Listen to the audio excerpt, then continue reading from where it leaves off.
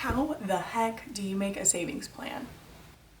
Well, let's go over how to make a savings plan that you can actually stick to. So the first step to making a savings plan is getting motivated and making the savings plan. I know that's so obvious. Saving money can be pretty difficult. So if you don't want to save money, you're not going to save money. It's kind of like going to the gym. If you don't want to go to the gym, you're probably not going to go to the gym.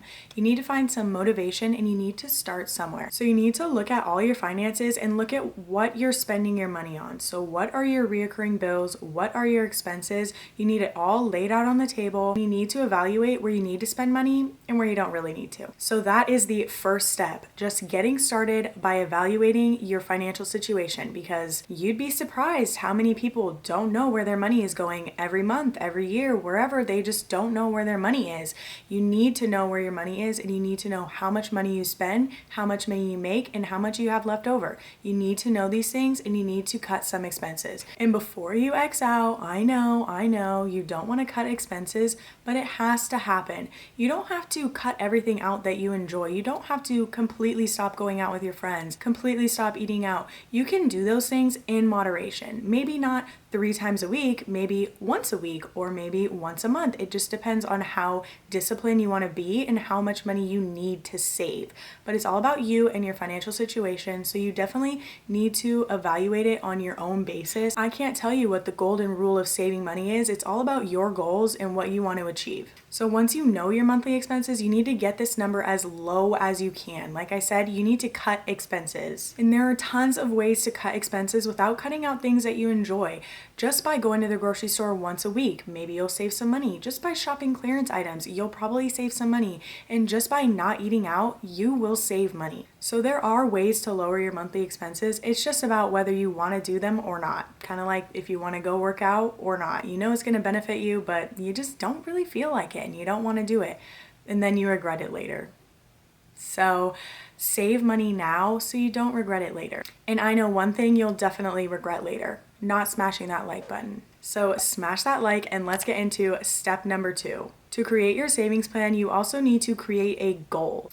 Why are you saving money? What do you want to achieve by saving money? What is this money going to get you? You need a long-term goal and you also need short-term goals. A long-term goal could be saving for a down payment on a house, a big vacation. I want to have this much money in my bank account by the time I'm 30, or whatever it is, just a long-term goal. And you also need short-term goals. So you need goals that are achievable as soon as possible. You need goals for the week, for the month, for the year, so that you can see yourself grow and actually want to achieve this goal. If you set a goal that you want $100,000 saved by the age of 40, then you're gonna think, well, I'm 10 years away from that. I don't need to start right now. You need to start right now, and you need to make short-term goals that you can achieve and check off your list. A good short-term goal is trying to save at least 20% of your monthly income. If that's not feasible for you, make the number as high as you can with still paying your bills. So 20% is a good number to shoot for. I personally save about 25% of my monthly income,